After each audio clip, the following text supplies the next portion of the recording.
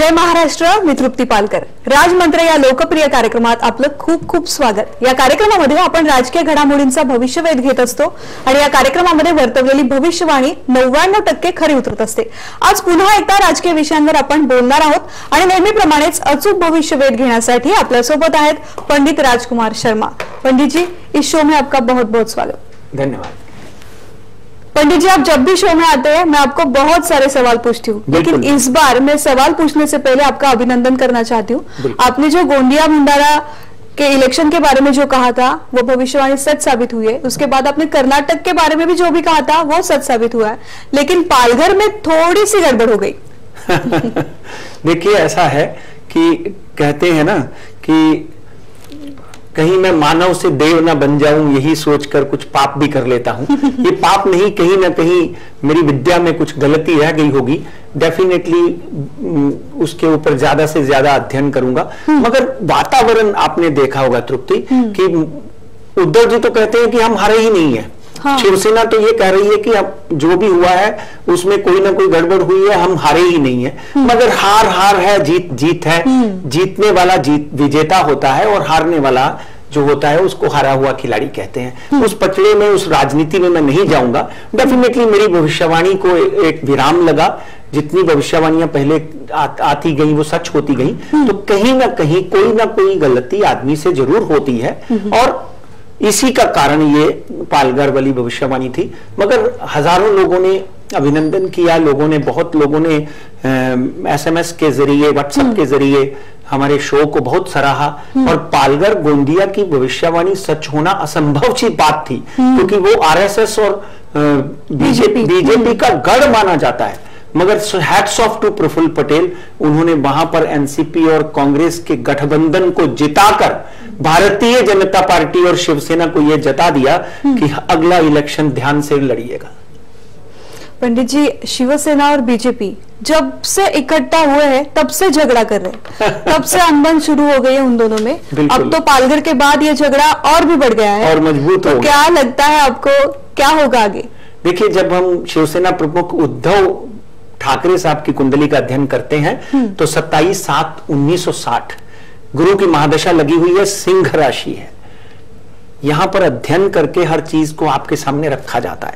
सिंह राशि है, सिंह राशि का स्वामी सूर्य है और इस वक्त उनकी गुरु की महादशा लगी हुई है. बहुत ध्यान से मित्रों इस बात को, इस गणित को समझ लेना चाहिए. इस वक्त उनकी गुरु की राहु की महादशा खत्म हो गई.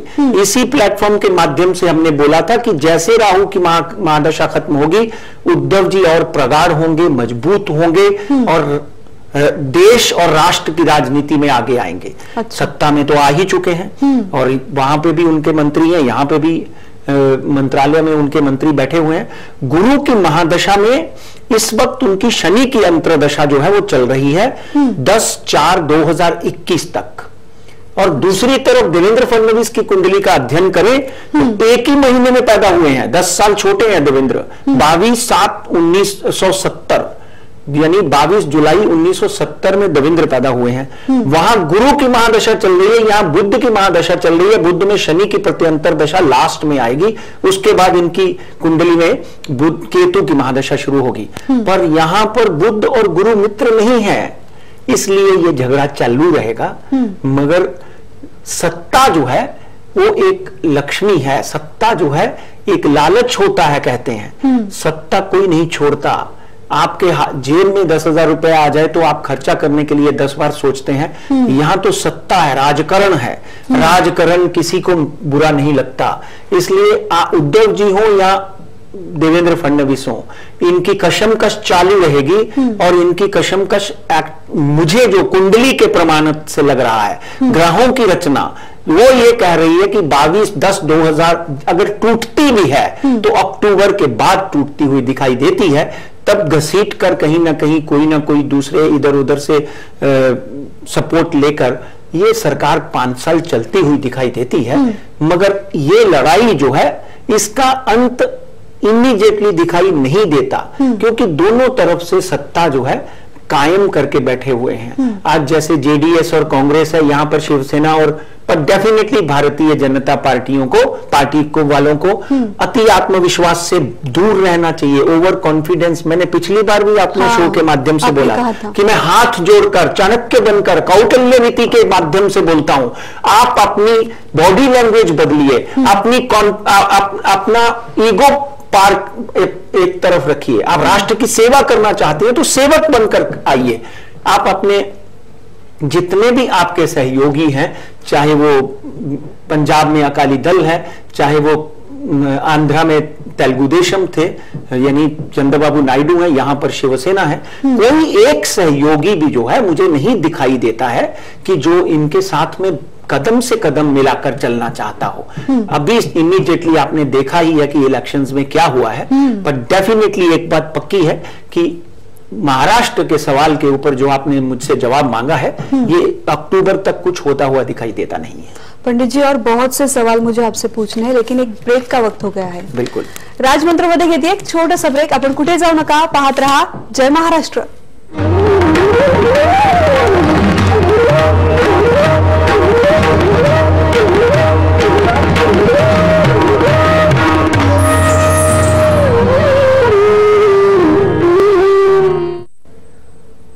ब्रेक नंतर राजमंत्रमध्ये आपलं पुन्हा एकदा स्वागत। पंडित जी, बीजेपी का हाल अब कैसा रहेगा? बीजेपी के खिलाफ बहुत से विरोधी इकट्ठा हो गए हैं, तो बीजेपी को डरना चाहिए, क्या होने वाला है? देखिए, इसमें तो ये है कि मोदीज करिश्मा इज फेडिंग। लोग तो ऐसा बोल रहे हैं। लोग कहते थे कि अब की बार मोदी सरकार, 2014 की बात है, हमने 330 वोटों से भविष्यवाणी की थी कि अब की बार मोदी सरकार कहा जाता था, अब की बार बीजेपी सरकार नहीं। इसलिए माननीय प्रधानमंत्री नरेंद्र मोदी की कुंडली का यहां पे अध्ययन करना बहुत ही आवश्यक हो जाता है। हमने हमेशा उनकी कुंडली के बारे में जहां जहां जब जब बोला है, वो प्रभु की कृपा से सही हुआ है। नरेंद्र दामोदर दास मोदी 17/9/1950 वडाल, छोटा सा जूनागढ़ के पास एक गांव है, वहां पे उनका जन्म हुआ। वृश्चिक राशि, चाय बेचने वाला बच्चा देश का प्रधानमंत्री बन जाता है। और इसी तरह अब्राहम लिंकन बकरियां चराते हुए देश के प्रधानमंत्री बन गए थे। इसलिए मित्रों, एक बात ध्यान से सुनिए कि नियति को कोई नहीं बदल सकता। भाग्य अपना काम करता है और रंक राजा बन जाता है और राजा रंक बन जाता है। ये भाग्य के ऊपर अब हमारा शो है। ये राज मंत्र जो है, इसमें भाग्य पढ़ा जाता है। और मैं अपने पूर्वजों को हाजिर नाजिर करके तब भी जो भविष्यवाणी की थी, आज भी ये भविष्यवाणी करता हूं कि 17/7/2017 के बाद नरेंद्र मोदी साहब की कुंडली में चंद्रमा की जो महादशा लगी है, वो डेफिनेटली उनके लिए बहुत अच्छी नहीं है। उसी दूसरी तरफ राहुल की कुंडली में जो चंद्रमा की महादशा लगी है, कहीं ना कहीं उनका लगन का प्रिय चंद्रमा है, उनको ऊपर बढ़ा रहा है। आज सीआरएस की रिपोर्ट देख लीजिए कि मोदी जी की और राहुल की पॉपुलैरिटी में सिर्फ 7 पॉइंट का फर्क रह गया है। यहां पहले 2014 से 16 तक की बात करें तो ये फासला जो था 60 पॉइंट का था, अब 60 पॉइंट पर आ गया है। तो कहीं ना कहीं भारतीय जनता पार्टी को बहुत ध्यान से आगे बढ़ना होगा। 14 सीटों में 2 सीटें ही भारतीय जनता पार्टी के नसीब में आई हैं। और मैं ये कहते आया हूं कि अगले आने वाले 3 इलेक्शनों में छत्तीसगढ़, राजस्थान, मध्य प्रदेश, इन 3 राज्यों में कहीं तीनों के तीनों राज्य ना भारतीय जनता पार्टी को खोने पड़ जाएं। कहीं ना कहीं 2 में तो मैं भविष्यवाणी कर चुका हूं कि भारतीय जनता पार्टी हार सकती है और वहां पर कांग्रेस आ सकती है। मगर डेफिनेटली जो आपने पूछा है कि भारतीय जनता पार्टी के लिए एक बहुत ही चुनौतियों भरा समय आगे आ गया है। और माननीय नरेंद्र मोदी को आगे आकर अपने ही पार्टी के लोगों को जो उनके साथ कहीं ना कहीं अंदर खाते उनकी छवि को खराब कर रहे हैं, उनसे बैठकर उनकी समस्याओं का समाधान करना चाहिए।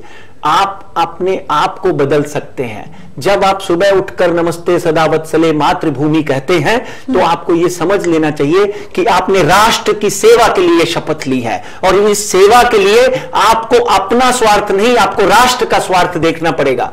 इसलिए राष्ट्र की सेवा के लिए आपको अपने लोगों में, यहां पर यशवंत सिंह सिन्हा जो है वो चले गए, शत्रुघ्न सिन्हा जाने की तैयारी में है। अंदर खाते के कम से कम 50% ऐसे मंत्री हैं जिनके अंदर कोई ना कोई विरोध, कोई ना कोई ईर्ष्या, कोई ना कोई अवरोध हमेशा चल रहा है। इसलिए 2019 का करिश्मा जो है वो कहीं मोदी साहब के आगे राहुल जो है लंबे कद का खड़ा ना हो जाए, ये नजर आते हुए। यही सवाल मुझे आपसे पूछना था कि मोदी जी का करिश्मा अब खत्म हो रहा है क्या? देखिए, ये करिश्मा, जैसे मैंने बोला कि चंद्रमा जब मंगल की राशि में होता है, मंगल अंगारक है। धरणी गर्भ संबुत्तम विद्युत कांति संप्रभम कुमारम शक्ति हस्तम तम मंगलम प्रणमाम्यहम्। मंगल वृश्चिक राशि का स्वामी है और चंद्रमा की उसमें महादशा लगी हुई है। Confusion state of mind. Mangal neuro system को रिप्रेजेंट करता है मित्रों। मंगल धरती को, आम लोगों को, जनता को, राजनीति को रिप्रेजेंट करता है। इसलिए मंगल की राशि में जब चंद्रमा बैठता है तो आदमी कंफ्यूज होता है, अपनों का विश्वास खो देता है, अपने आप के ऊपर उसको अविश्वास सा बना रहता है, और वो किसी ना किसी ओवर कॉन्फिडेंस और किसी ना किसी तरह से वो अपने ओवर कॉन्फिडेंस के माध्यम से अपने आप को नुकसान पा लेता है। तो डेफिनेटली उस करिश्मे में अभी भी जान है। नरेंद्र मोदी राष्ट्र के लिए बहुत अच्छा काम कर रहे हैं, बहुत अच्छा काम कर चुके हैं, आगे भी तत्पर हैं कि वो राष्ट्र के लिए अपना कुर्बानी तक दे सकते हैं, क्योंकि राष्ट्रीय स्वयंसेवक संघ में सिखाया ही ये जाता है। और उनके पास तो कोई भी नहीं है जिनके लिए वो स्वार्थ करें, इसलिए उनको अकेले नहीं, सबको बैठकर बिठाकर ये निश्चय करना है कि ये फेड होता हुआ करिश्मा जो है इसको वापस कैसे लाया जाए, इसमें चमक कैसे लाई जाए, ये बातों को ध्यान में रखना चाहिए। डेफिनेटली फेड हो रहा है, मैं आपकी बात के साथ सहमत हूं। पंडित जी, हमारी जीडीपी बढ़ गई है, 7.7 तक चली गई है। ये एक बहुत खुशी की बात है, लेकिन ईंधन के दाम बढ़ रहे हैं, सिलेंडर के दाम बढ़ रहे हैं, पेट्रोल डीजल के दाम बढ़ रहे हैं, तो ये क्या खुशी बरकरार रहेगी? इकबाल ने कहा था कि ना समझोगे तो मिट जाओगे हिंदुस्तान वालों, तुम्हारी दास्तां तक न होगी दास्तानों में। ये वही इकबाल है जिन्होंने लिखा था सारे जहां से अच्छा हिंदुस्तान हमारा। जीडीपी बढ़ने की खुशी कहां है? बाजार में है, 35,400 छू गया, मगर गरीब आदमी तो और गरीब हुआ। जितने सिलेंडर लोगों को मिलने चाहिए थे वो तो ब्लैक में बिक गए। आप समझी ना, 35 रुपए सिलेंडर का दाम बढ़ गया, 86 रुपए पेट्रोल हो गया। हाँ। तो इस जीडीपी का किसको लाभ है? उन पूंजीपतियों को जो 5% इस देश में अपना धन बाकी के 95% लोगों का लेकर बैठे हुए हैं। जीडीपी बढ़ने की कहीं भी बाजार में प्रसन्नता नहीं है। जीएसटी की मार, डिमोनिटाइजेशन की मार, गरीब की तकलीफ, किसान का आंदोलन, इसको जीडीपी से कुछ लेना देना नहीं है। इसलिए इसमें खुशी होने की कहीं भी कोई भी मुझे बात नजर नहीं आती। पंडित जी, पिछली बार आपने मानसून के बारे में जो भविष्यवाणी की थी वो सच साबित हुई थी।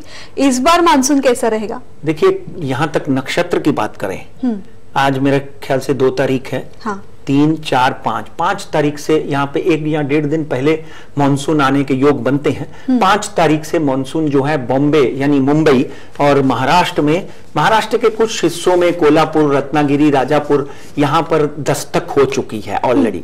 यहाँ पर ऑलरेडी बारिश जो है वो शुरू हो चुकी है। मगर विदर्भा, मराठवाड़ा जो है, जैसे भीड़, जालना, विदर्भा, नागपुर, इन इलाकों में 9 तारीख के बाद बारिश जो है वो आने के योग बनते हैं। मगर 5 तारीख से बारिश आपको झमाझम नजर आती हुई दिखाई देती है। हमारे तालाब जो हमको पूरा साल पानी मुहैया करवाते हैं, डेफिनेटली वो 100% भरते हुए नजर आते हैं। मैं हमेशा वेदर प्रेडिक्शंस के अगेंस्ट भविष्यवाणी करता रहा हूं। पहली बार इस 2018 में डेफिनेटली मौसम विभाग के जो अनुमान है वो सिद्ध और सही साबित होंगे। इसलिए मुंबई और महाराष्ट्र के सभी किसान भाइयों को बहुत बहुत बधाई, और मैं प्रभु से और भगवान इंद्र से भी प्रार्थना करता हूं कि वो हमारे महाराष्ट्र को संपन्न और सुख और समृद्ध बनाए। पंडित जी, आप जब भी शो पे आते हैं मैं आपको शेयर मार्केट का हाल कैसा रहेगा ये पूछती हूँ। ये सवाल मुझे आपसे पूछना है, लेकिन ब्रेक का वक्त हो गया है। बिल्कुल बिल्कुल। राजमंत्र या कार्यक्रमात घेते एक छोटासा ब्रेक, कुठे जाऊ नका, पाहत रहा जय महाराष्ट्र।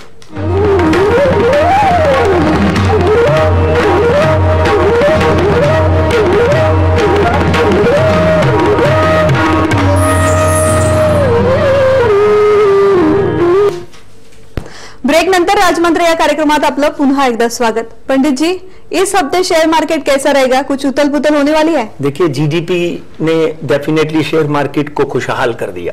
जैसे बारिश आती है तो धरती में आप देखते हैं कि फसल जो है लहलहाने लग जाती है। जीडीपी बारिश की तरह मार्केट में आई और 35,400 तक का आंकड़ा छुआ बॉम्बे स्टॉक एक्सचेंज ने, और 35,227 पे बंद हुआ। डेफिनेटली ये नीचे का आंकड़ा 34,900 और ऊपर का आंकड़ा जो है वो 35,600 के करीब है। बाजार में आपको मैं पहले भी बोल चुका हूं कि भारत जो है अपने काल सर्प योग से बाहर आ चुका है। यहां पर सरकार कोई भी हो, मार्केट में हरियाली आपको हमेशा नजर आएगी। And I hats off to mister Manmohan Singh, जो इस देश में अर्थशास्त्र के पितामह बनकर उभरे। उसके ऊपर जेटली जी ने भी बहुत अच्छा काम किया, और 35,600 का आंकड़ा ऊपर का। और नेशनल स्टॉक एक्सचेंज निफ्टी 10,696, पिछली बार हमने दोनों प्रेडिक्शन की थी, वही हुआ। 10,800 का आंकड़ा छू सकता है, 10,850 का आंकड़ा एनएससी छू सकता है, और नीचे का 10,500। अब गोल्ड की बात करते हैं। गोल्ड 31,000 का आंकड़ा आपने देखा छुआ। गोल्ड ऊपर का आंकड़ा 31,400 पर 10 ग्राम, और नीचे का जो है 30,400 के करीब करीब 1,000 रुपए, मगर बढ़ता हुआ ज्यादा दिखाई देता है। एक साल के लिए गोल्ड खरीद के रख सकते हैं, 35,000 हो सकता है 10 ग्राम का। और चांदी की बात करें तो चांदी 39,537, जब भी 39,000 पे देखे तो 3 महीने के वायदे लेकर बैठ जाए, 42,000 पर केजी चांदी के आने के योग हैं। तेल जो छलांगे मार रहा था, कहीं ना कहीं नरेंद्र मोदी साहब को खुश कर रहा है, वो नीचे आना शुरू हो गया है। $72 पर बैरल से $4,950 रुपीज पर बैरल से नीचे आकर 4,450 पे अटका है। भगवान करे 4,000, नीचे का आंकड़ा 4,300 और ऊपर का वापस 4,900 का है। मैं तो भगवान से प्रार्थना करता हूं कि तेल जो है वो गिरे, ताकि हमारे देश में समृद्धि जो है वो कायम रहे। पंडित जी, आपका जो फेसबुक पेज है, आपके हर यूट्यूब चैनल पे सब लोग लाइक करते हैं, आपकी प्रशंसा करते हैं। उन लोगों के नाम भी हम हमारे एपिसोड में पढ़ते रहते, तो उनके नाम मैं बताना चाहूंगी। बिल्कुल बिल्कुल। आनंद राठी, किरण बाडवे, प्रभप्रीत कौर, धीरज सावंत, प्रमोद प्रधान, मुकेश पांचाल, भीवसेन बागल, प्रशांत हिरे, भीमराव धोंडे आणि रोशन शेट्टी, ये उनके नाम है। जी जी, वैसे तो लाखों लोग नाम लिखते हैं, कुछ ही नाम हम यहाँ पर पढ़ सकते हैं। तब भी आपका बहुत बहुत अभिनंदन कि आप इस मात्रा में हमारा शो देखते हैं। Thank you very much. Pandit ji, जाते जाते हमारे लोगों को क्या सलाह देंगे? मैं तो यही बोलूंगा कि कोशिश करें कि अभी इमीडिएटली बच्चों के रिजल्ट निकले हैं, अपने बच्चों को सकारात्मकता सिखाएं। सुबह उठकर उनको थोड़ा बहुत अपने आप भक्ति करना सिखाएं। कोशिश करें कि आपके बच्चे योगा, प्राणायाम, बाबा रामदेव और माननीय नरेंद्र मोदी जो है, उन्होंने योग को पूरे विश्व में फैला दिया है। उसके लिए मैं उनका अभिनंदन और पीठ थपथपाता हूं। यही प्रार्थना है कि आप अपने बच्चों के लिए, क्योंकि बच्चे देश का भविष्य हैं, अपने बच्चों को सकारात्मकता सिखाएं। जिस तरह विश्व में, जिस तरह हमारे देश में ड्रग्स बढ़ रहे हैं, जिस तरह व्यसन बढ़ रहे हैं, और कहीं ना कहीं हमारे बच्चे जो है वो बिगड़े ना, उनके ऊपर नजर रखें और उनको सकारात्मक सीख देने के लिए आपको उनके मित्र बनना पड़ेगा। उनके साथ बैठकर उनके अध्ययन में उनको सिखाना पड़ेगा, तभी वो देश का भविष्य उज्जवल हो सकता है। आप काम पे जाते हैं, आपकी पत्नी काम पे जाती है, तो डेफिनेटली आपके जीवन में बच्चा अकेला पड़ जाता है। जो नौकर है या जो पड़ोसी है, जिस तरह का व्यवहार करता है, आपका बच्चा उसका अनुसरण करता है। अपने बच्चों के लिए समय निकालिए, तभी आप अपने बच्चों को प्रफुल्ल और समृद्ध देख पाएंगे। मैं सोचती हूँ कि ये सलाह सब मानेंगे, आपकी सलाह जिस तरह से सब मानते हैं ये सलाह भी मानेंगे। आप इस शो में आए, इतना अच्छा मार्गदर्शन किया उसलिए शुक्रिया, धन्यवाद। God bless you. राजमंत्री या कार्यक्रमामध्ये आता वेळ झाली इथेच थांबायची, मात्र ताज्या घडामोडी जाणून घेण्यासाठी आपण पाहत राहा जय महाराष्ट्र।